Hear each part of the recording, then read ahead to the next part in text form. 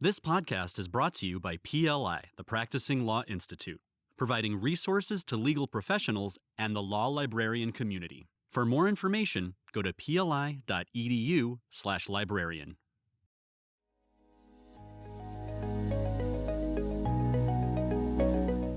Hi, I'm Karen Osterly. Welcome to the Practicing Law Librarian podcast, presented by PLI's Legal Information Services Group.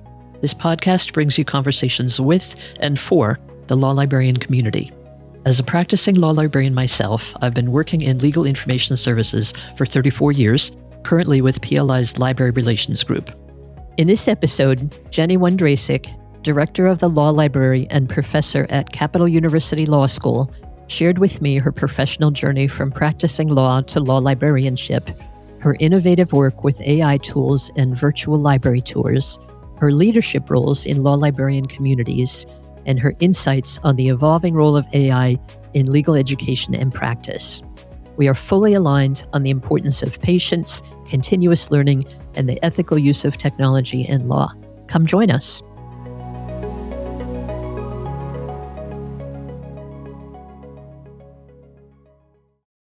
Hi, good afternoon, Jenny. Karen Osterly. I'm Director of Legal Research at Practicing Law Institute, and I'm delighted that you said you would join me for an episode of Practicing Law Librarian for PLI.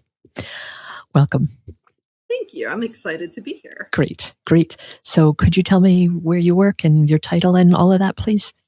Sure. My name is Jenny Wondracek. I am the Director of the Law Library and a Professor of Legal Research and Writing at Capital University Law School in Columbus, Ohio, not in DC. Wonderful. So I've been saying your name wrong for a month. I took it for granted it was Wondracek, and it's not. You were saying Wondracek. Wondracek, okay. And is it Czech? Yes. Okay, all right. So I was just guessing, but it's, yeah. So you, like me, had to spell your name your whole life, or at least since you took that name. This is the name I was born with. So okay. Yeah, I've been spelling it for many, many years. Yep. Although, I'm a law librarian, so I answer to pretty much anything. Right. I had one student call me Professor Van Helsing the whole semester because he couldn't figure out how to say Wondracek. And okay, I'll be a vampire slayer. It's okay. Well, I've had this name 30 years. So when we only have one son, and so when I was pregnant, I said, he's going to have to spell his last name his whole life. We have to give him a first name that people can spell. And so his name is George, and people can spell George.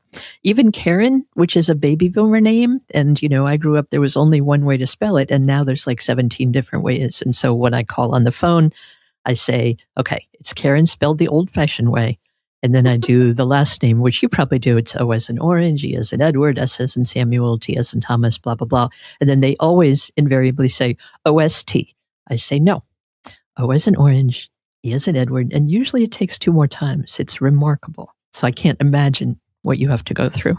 It can be interesting, but That is very at least the students try, and that's all I ask for. Although they're actually very, very good about it here, which is amazing.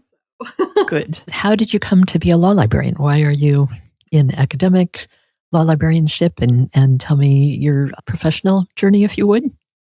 Sure. So I actually was a practicing lawyer first. I worked for North Carolina Prisoner Legal Services in Raleigh, North Carolina. So my clients were the 36,000 inmates in North Carolina. And that was after I graduated from UNC Chapel Hill. I got married about that time, though, and I married a video game designer. What I learned was video game designers have this bad habit of changing jobs after a game finishes, which takes about 2 years. So all of a sudden, I found myself in California with no California license. And I started thinking to myself, what do I really want to be when I grow up? And I decided did not want to take the bar in all 50 states. But I had an amazing mentor in law school, Lolly Gasaway, who is one of our most prominent law librarians. And so I decided what I really wanted to be was Lolly. I went to law school for a love of copyright law, which is going to date me, but Napster was ongoing when I was in law school. And so there really were no such things as copyright attorneys at that point in time. There were patent attorneys who did copyright as a side hustle. Right. But I didn't have the hard science degree to sit for a patent. So Right. as a law librarian, though, that wasn't an issue. I could focus on copyright law, which I did in my early career. And I loved what I did. It was night and day, where I went from constantly being stressed and unhappy as a practicing attorney to working with these amazing students who want to go out and change the world. And they do. Mm-hmm. So I love being a law librarian. I feel like my ability to affect change is multiplied by every single student I've ever worked with. Right. It is. I get to make them the best attorneys they can be, and I have watched them go off and become judges, become great litigators, help people through custody and wills and probate, and it's amazing. Yeah. Yes. So I became a law librarian in 2006. Okay. And I started at Barry University in Orlando. That pesky every 2 years changing jobs, however, quickly made it so I needed to move on. So I went from Barry to Elon University in North Greensboro, Carolina. North Carolina. Yes. They were just starting at the time. I think I arrived in year 2. And so I got to see the first class graduate. Wow. It was so exciting. And then I went on to the University of Florida, and I stopped having to change jobs at that point, which was nice. So I was there for about 4 years before I was recruited to UNT Dallas College of Law by Ed Hart to help him start the UNT Dallas College of Law Library. Oh. And so I was there when they opened the doors. And such an amazing experience. I bet. I met him in Portland at the AA luncheon at the closing, happened to sit next to him.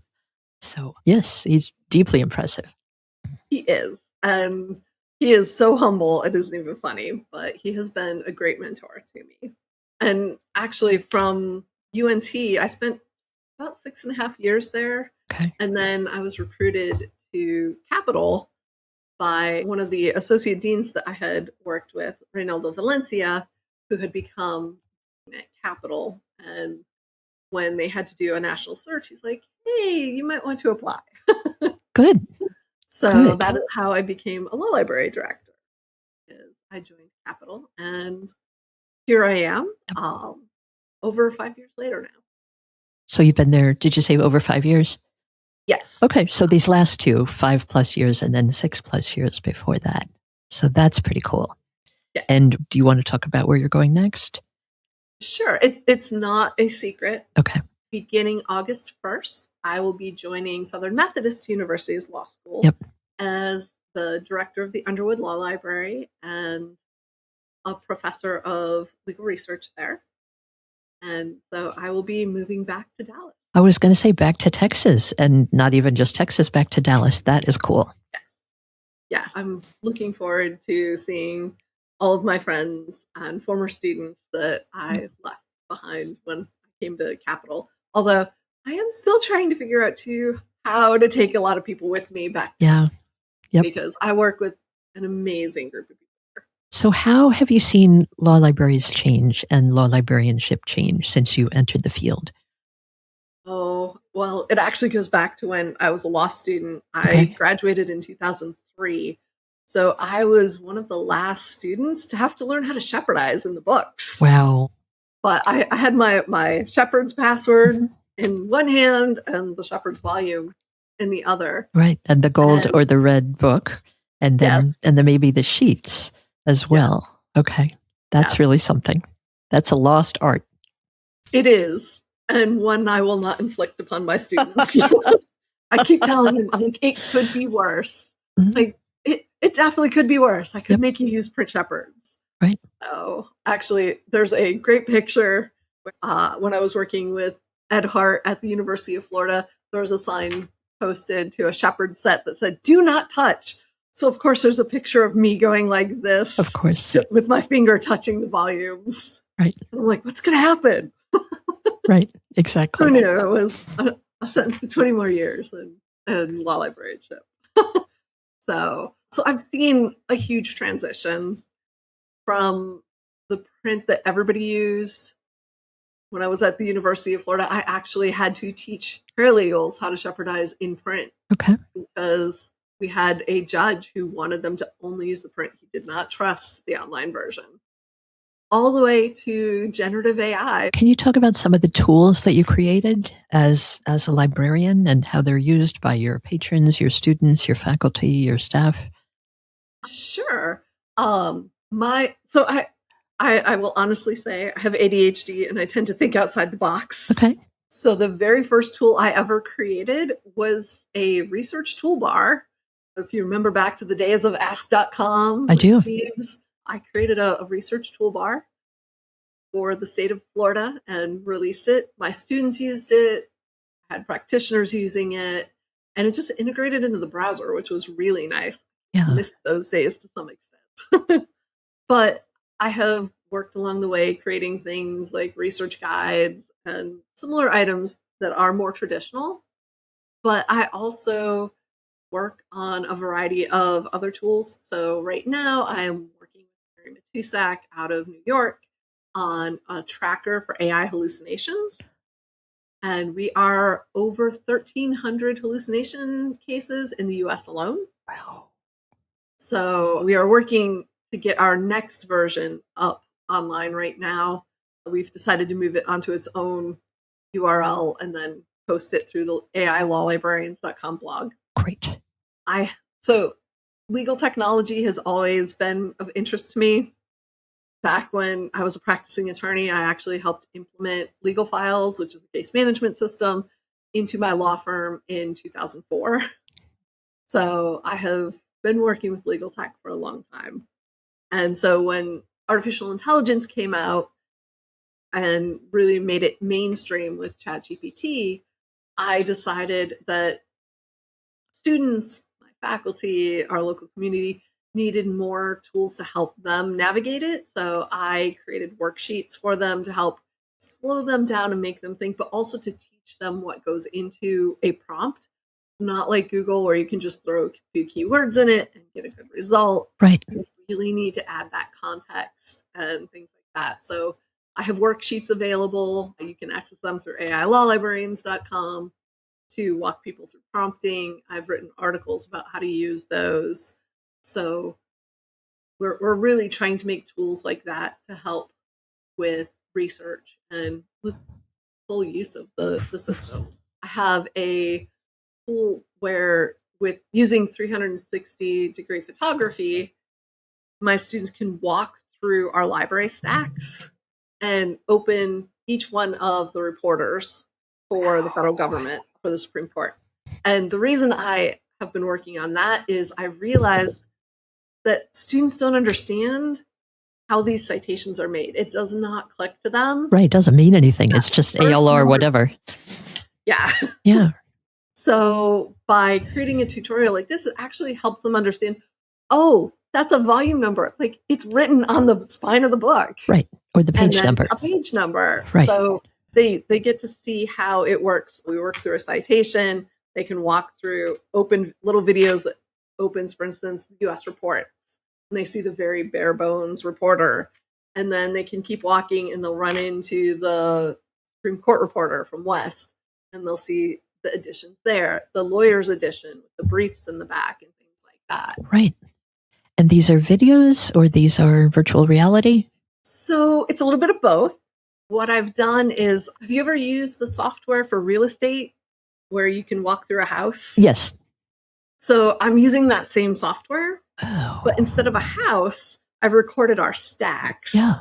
So the students can walk through the stacks and there are these little icons that they can click when they hit the right volume and they can see the volume number so they know they're getting close. Right. And they click it and a little video, like 30 to 60 seconds, pops open, walking them through the reporter. Wow. And then they can continue on their journey and keep walking and they'll find the next reporter. Wow. That is So- ingenious. No, that is brand new. I've not heard of anybody doing that. That is very, very cool. Well, my hope is as we're downsizing our collections, we can start creating videos like this and these systems so that we have the ability to record for our students how these citations were made. They don't understand a lot of the print, and we have 180 students, so trying to get them all through at once is impossible. So this allows the experience to scale to all 180 students. So they can actually go, oh, look, there's volume 180 or whichever volume they're looking for, and they pull it out. Right. So that is really something. That's extremely creative and just very impressive. So I need to finish that and publish it. But right now, I think I'm at the point where I just need to sit down and record the videos for the books. Everything else is built. You can walk through our stacks. In fact, I have developed the same technology into a library tour. Okay. So if you go to the Capital University Law Library's webpage, you can walk through our library. Wow. And you'll be able to click on different resources and a little video pops up explaining our printers, or, hey, this is circulation. This is our employee, and things like that. Have you included major treatises like Sack on Defamation and Moore's Federal Practice? Have you done those too, or it's more the reporters and digests and things? So right now I'm just working on the Supreme Court reporters. Okay. And the reason I'm doing that is that we have all three. Sorry, It's okay. It's beeping at you, or it's binging. I thought I had muted everything, but apparently notifications is still going to pop up. So right now I'm using the sets that we have. We've gotten rid of all of our regional reporters and our basic lower court federal reporters. Right. So before anything else disappears, I wanted to capture that. Good. So, and I think, and part of this is proof of concept, so I can teach other people to do it too. Exactly. So that they can start adding to it. And I'd love to create a repository for this where everybody could use the different tools. Right. And have different experiences because we all have different collections. Right. And so I'd love to see us specialize in what we have that others may not, and then share the experience. I don't know if they still do, but while I was at the University of Florida, we had an agreement through FDLP to save all of the Code of Federal Regulations and the Federal Registers. So they had the print. I hope they still have it. I hope they do too. But they are one of the few that probably have almost all of them. Right, all the way back. All the way back. And so they would be a great school, for instance, to work through a video of here's the CFRs. Hey, it's updated daily with this Federal Register, and show the students where the citations come from as well as how to use the information. Right. Very interesting. Very interesting. You are, okay, so you're in Ohio, and you've been in Texas, and you've been in Florida, and you've been out of North Carolina. You're there and everywhere. No, me too. Me too. I mean, not for my work life, but for where I've lived. I'm all over the place. I was going to ask about leadership roles in your law librarian communities. I mean, I presume that you're in MAL, and I know you're in AALL. And were you active in Texas, or were you active in Florida and the different library associations? And what did you do there? So I've been active since the beginning. Okay. I joined SEAL when I was a baby librarian. Yep. I'm still a SEAL member. Me too. No matter where they go, I keep paying my SEAL dues. Mm-hmm. So I have worked through committees. I actually have done a lot of the SISs as well. I'm currently chair of the Neurodiversity Caucus, which I owe them a meeting. So, but I have been RIPS chair. I was RIPS chair twice. Okay. GovDocs chair plus secretary treasurer, the Dallas Association of Law Librarians president.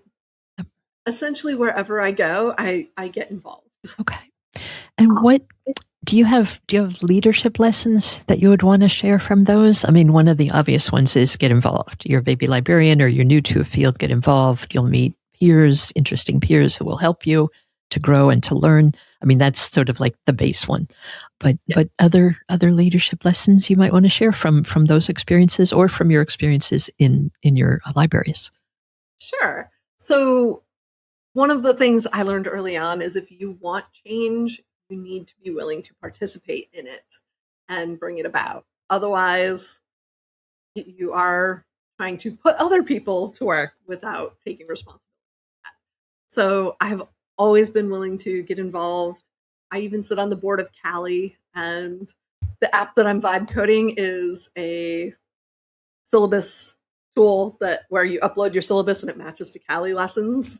Because I'm interested, and hopefully it's something that will help Cali along the way. Right. So just becoming involved, whether it's committee work, every little bit helps. It builds your reputation as long as you follow through. And that's one of the most important things, I think, is we're not volunteering just to be popular. We actually have to do the work. Mm-hmm. But the people who are there who will help you are also going to be friends for life. Exactly. I have not been a government documents librarian since I left the University of Florida in 2014. I'm still part of the documents community. Right. And I know if I need help, I can call Larry Meyer, I can call Ed Hart, and they will help me. Right.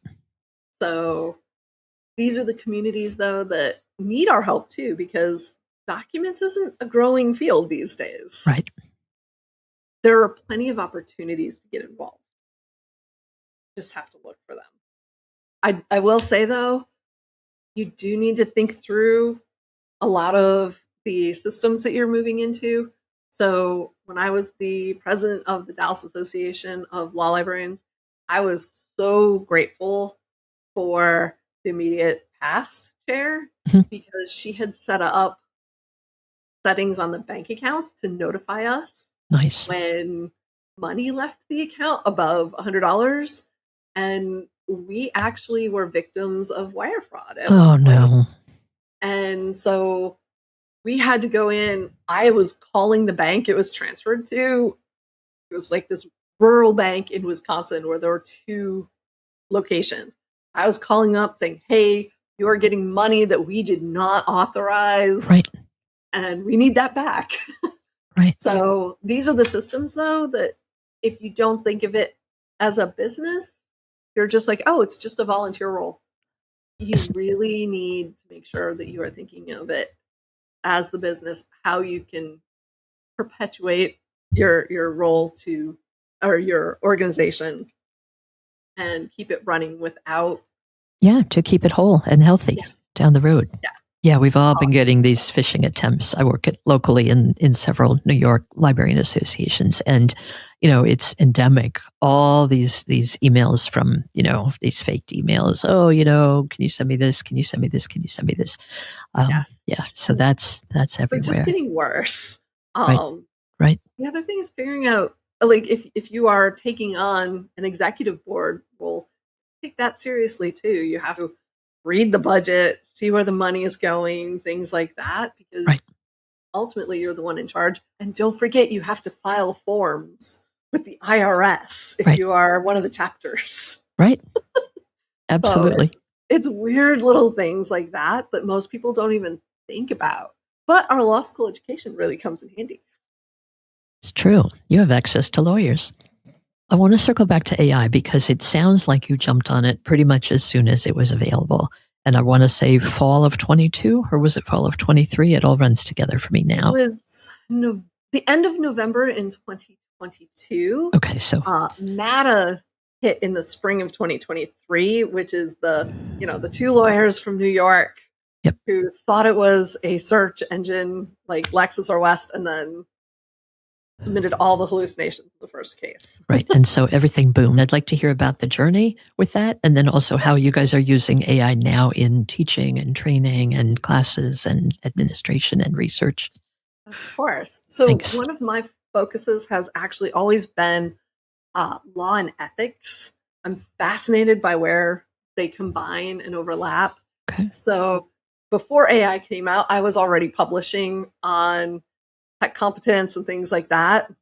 And I remember actually I was at ABA Tech Show when Texas passed the technology competence rules into their ethics code. Who knew that was going to be so important in the next couple of years? Right. Because we went into COVID not long after. Right. And technology took over the legal world. Then we had AI pop up, and we were trying to make heads and tails of that. So I jumped in as soon as I'm like, oh, yeah, no, that's going to hit the legal field. I jumped in, did my best to help explain it. I like to say I've been on the AI speaking tour since You have. I mean, you write quite a bit on it and you speak on it. Yes. And so I tried to get information out that's practical. I do have a law review article and another one coming out, but I prefer to write for practitioners and work with practitioners. While I've been heavily involved in the law library world, I've also been heavily involved in the legal practitioner world, especially like the Dallas Bar Association, the Columbus Bar Association. I speak regularly for the CBA. My most recent speech for them was in January. And for the Ohio State Bar Association, it was in February. Okay. So just getting the word out is, I think, the most important part of my job. So I have been on the speaking tour, but it's mostly practical information. At AALL, I also added in some lessons for law librarians about what to look for in the contracts when you go to bring a AI system into your work environment, because they are tricky sometimes with their terms of service. How, in your school now, how are you guys using AI in your teaching? So we have a 1-credit legal research course, and this is the first year it's been separate from legal writing. The law librarians teach it, and we teach every single 1L in the fall legal research. We start with a conversation about AI, and we talk to them about some of the dangers, but we tell them why we are going to teach them the basics before we give them access to AI. Good. And I firmly believe they need the basics because they need to know what to look for. They need to know what to expect, what the limitations are, and really how to get the information they need. And not every student is going to go to a law firm that has AI and makes it available. So we have to teach a range of students, from the my boss won't even let me think about AI all the way to the I have access to Harvey and Lexis and West and every tool known to man. So we do teach AI neutral skills, though. I'm not a big believer that you have to have separate skills for Lexis and separate skills for West. AI, just like our traditional search engines, while there are some peculiarities to each system, you need the skills that cross over. And that way you can take them and use them with any system that you actually have access to. So every single one of our 1Ls is trained on AI. We also, this semester, started a podcast club because our evening students were asking for more information on technology and the law. So we had our very first podcast club February 24th. We have another one coming up in a few weeks, and we are trying to integrate this information into it. This next one is going to be on how AI is being used with access to justice issues. Good. The first one, we talked about tech competence and used AI as an example where it was used in North Bethesda spoof a crime. And it was meant to be a joke from a wife to a husband. SWAT team showed up. It was one of those instances that went a little too far. Right. So I also teach AI in the law. Okay. And so my students right now, we just talked today about domestic and foreign regulation of AI. We've been talking about tort liability and criminal law. We have warfare and national security coming up, and the environment coming up. So these are all areas that they're interested in, and we want to meet that need. We also have a law practice technology course that talks about different areas of AI and talks to them about some of the tools. Meanwhile, though, we're also involved in community presentations that our students are invited to. I actually just had one of our alumni who is here who wanted to know more about using AI to create Clio templates. She wasn't having much luck with their internal one. I'm like, well, this is where our consumer AIs shine, because you can just download the codes, the merge codes you need from Clio, take your template and have the AI create your template, and you just upload it. So just different skills like that. Our alumni are coming back to ask, and then we share that with our students. We do have a research boot camp coming up as well that is going to include an AI summit where we invite the legal community to come in and join our students. We are taking a little bit of a different approach, though, rather than just focus on what it is and the ethics. We are doing a deeper dive into logistics. Okay. So how do you pick an AI program, including evaluation and things like that, and building your tech stack? How to use it in daily life instead of just for legal research and writing. We will have ethics, I promise. Right. So, and we're also going to have a session on building your own AI system. My goodness. Above my pay grade. Oh, I did want to ask. Sorry. I did want to ask you. No, you're fine. I just wanted to circle back for a second because you were talking about the podcast and designed for your evening students, and now you're talking about involving the local bar. And so my question is about: are you sharing that podcast widely with anybody that wants to learn more about AI, like public, like us outside of Ohio? Yes and no. So for the actual event, we are inviting our students, we're inviting our alumni, our faculty, and basically anyone Capital University we are inviting to participate. Okay. But we are recording them and sharing them. Okay. So anyone can go watch the recording. It's posted on the library event page.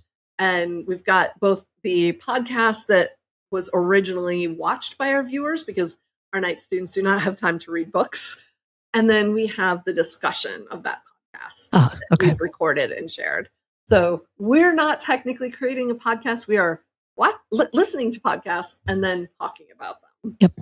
You're hosting it, as it were. Yes. I think. And we're doing it all via Zoom so that our night students can attend. And can get there. That way we can reach our alumni across the country as well.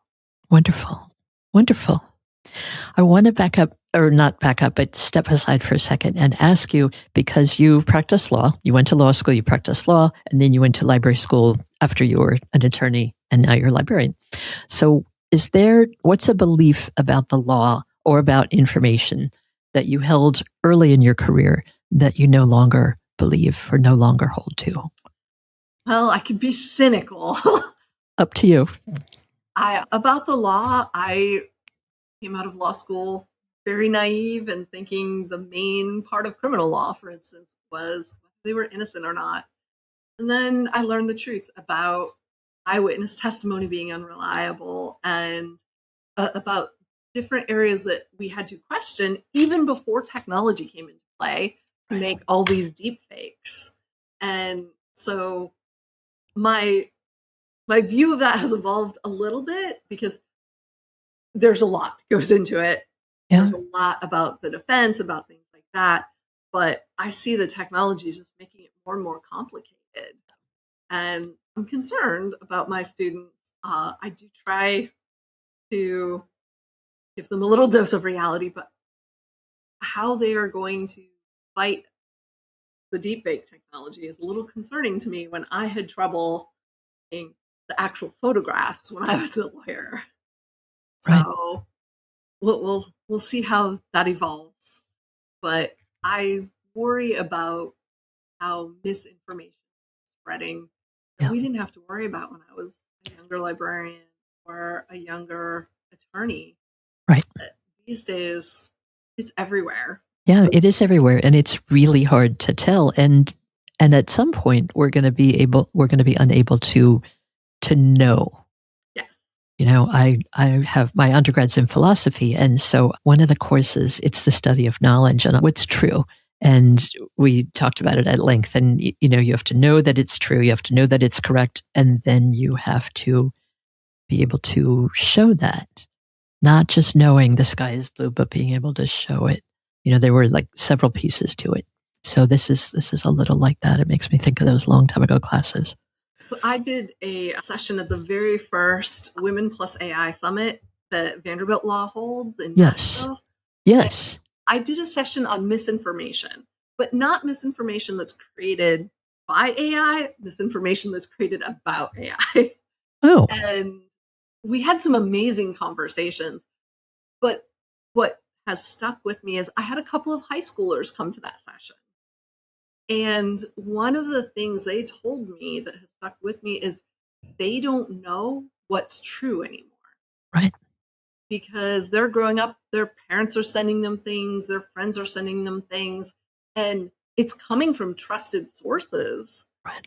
But it may be that their trusted source was right. And they've had things like that happen where they've posted information in good faith. Yep. And it turns out to be wrong. Right. And I can't imagine growing up like that. Yeah. And so I can't really either. I worry about that and how our next generation is going to handle information, whether they're even going to trust information. It used to be pictures worth 1,000 words. Right. I don't know that that's true anymore. So do you have a moment or several when access to the right information felt like it genuinely changed an outcome for a person or for a case or for your own career? So I had one back when I was at the University of Florida, and it's echoing a little right now.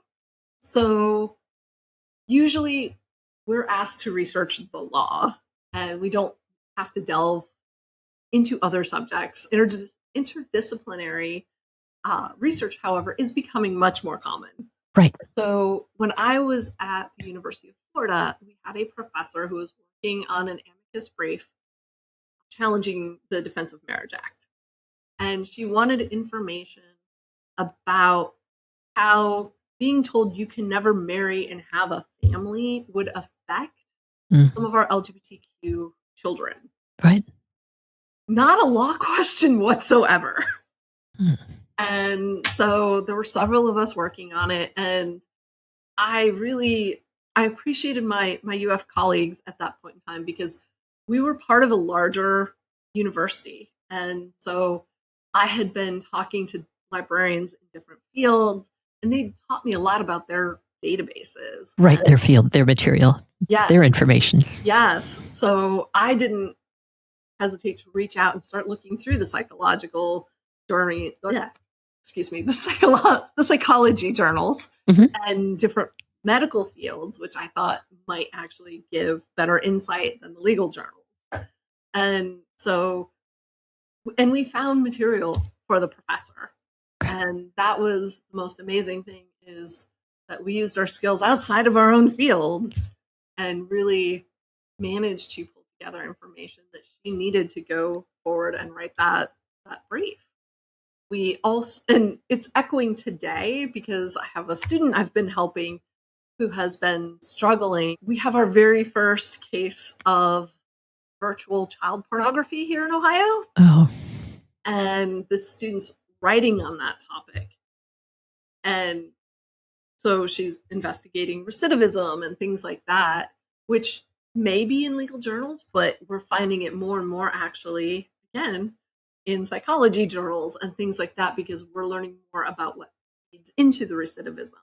Right. Or the original diagnosis. And it's evolved over time. There's new diagnosing materials and things like that. Right. And I keep thinking back to that original time where I really became involved in interdisciplinary research and seeing it spread again as the technology grows and forces us into it. Right. And so I really have taken that to heart, and I'm trying to expand people's knowledge beyond just the legal materials. Because a lot of times we're like, oh, not in a law journal, we're good. And we need to think beyond it, think outside that box. Right. Right. What do you see, because you're what I would call an expert on AI, you speak on it and you write on it and you've been involved in it from the beginning. What do you see as the future of AI in law? So I think a lot of people are projecting that AI is going to take over jobs and replace lawyers. We'll never replace lawyers. Right. But we are seeing it change the field.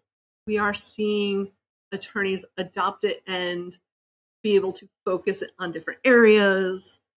I will say it may actually lower the amount of attorneys that are in the practices. I have read some horrifying articles who are like, if I have to deal with an AI system that does the same level of work as my associate, then why would I go with the associate when the AI does not bring emotional baggage? And I'm like, because it doesn't bring judgment or knowledge either. Exactly. I'm like, well, you're missing the human element, but we also need to train the next generation. Right. And we have responsibilities in doing so when we are higher level professionals. So it's crazy to me that people are thinking that way. But I don't think AI is going to replace attorneys anytime soon. Its judgment is not there. It does very superficial logic that looks pretty, but it's not there. It doesn't do that deep thinking, that deep analysis. Well, it can't. And that's what I keep telling people. I'm like, it's not actually intelligent. It is a pattern matcher. Right. And so it's going to use its skills to match the patterns and bring you back information. And it does a great job. Conceptual searching, things like that. It does an excellent job when you don't know where to start. But if it's a system where you know where to go and where to start, you are likely going to be faster and bring back better results with some of the old-fashioned research areas than the AI will. Yep. My 2 cents. Yep. No, I'm with you. I know I wrote you some of these. What are the most important learnings that you would share with fellow law librarians? Patience. Okay. So I'm not known for my patience, but I'm getting better. And I think that we have to be patient with the way tech is evolving, its pace, even though it can be really frustrating for things to change overnight. We don't know where it's going to end. In reality, we just need to be patient and we need to be open to learning. I don't think we can stop and say, okay, I'm done, and continue to be relevant, or rely on our traditional skills and just say, I don't need to learn anything else. That's not the way life is evolving. Right. And we need to be able to respond. I get a lot of requests of, well, how do I know if it's a hallucinated case? Rule 11 says you have to read your cases. What a competent attorney does. So if you pull the case, if it doesn't exist, that's a fabricated case. But you still have to dive in and verify quotes, make sure it says what it claims it does, make sure it's not pulling from the whole or from the holding of the dissent or a concurrence.